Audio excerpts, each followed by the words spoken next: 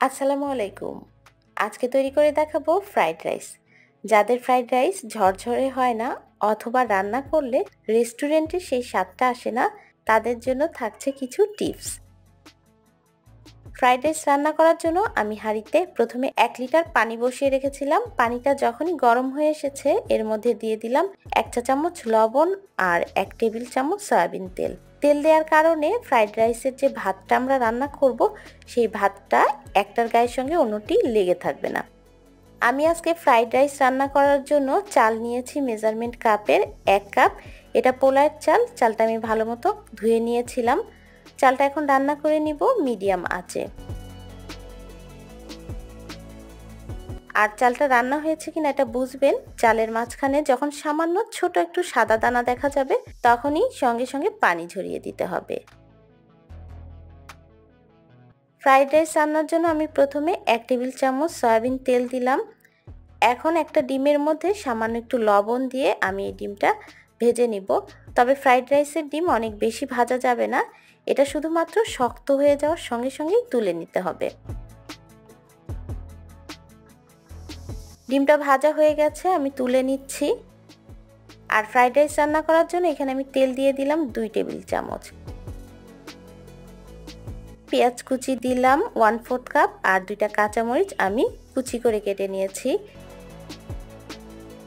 পেঁয়াজটাকে একটু নেড়ে চেড়ে নিচ্ছি।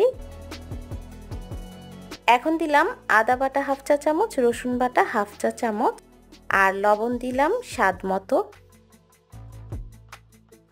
এই রসুন বাটা আর আদা বাটাটাকে একটু ভেজে নিব, এতে করে আদা রসুনের যে কাঁচা গন্ধটা সেটা থাকবে না।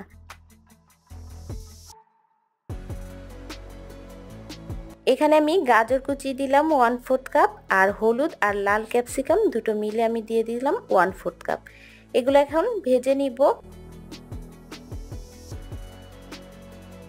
চুলার আঁচটা মাঝারি রেখেই ভাজতে হবে। আর এখন দিয়ে দিলাম সয়া সস 1/2 টেবিল চামচ আর সাদা গোলমরিচের গুঁড়া 1/4 চা চামচ।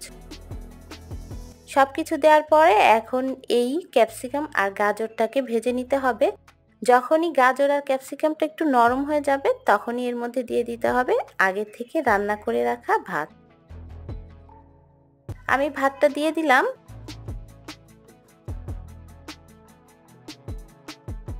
সবজির সঙ্গে ভাতটা ভালো মতো মেশাতে হবে। আর মেশানো হয়ে গেলে এই পর্যায়ে আপনারা লবণটা চেক করবেন। যদি লবণের প্রয়োজন হয় এখন লবণটা অ্যাড করতে পারেন। তবে আমি আগে যে পরিমাণ লবণ দিয়েছিলাম এতে লবণটা ঠিক ছিল, এজন্য আমি আর কোনো লবণ দিলাম না। আর আগে থেকে ভেজে রাখা ডিমটা আমি দিয়ে দিলাম। ডিম মেশানোর পর এটা আর 1 মিনিট হাই হিটে একটু ভেজে নেব।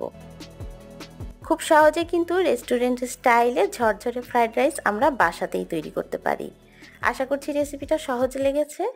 আর এরকম সহজ সহজ রেসিপি পেতে অবশ্যই আমার চ্যানেলের সঙ্গে থাকবেন। আজকের মতো বিদায় নিচ্ছি। সবাই ভালো থাকবেন, সুস্থ থাকবেন। আল্লাহ হাফেজ।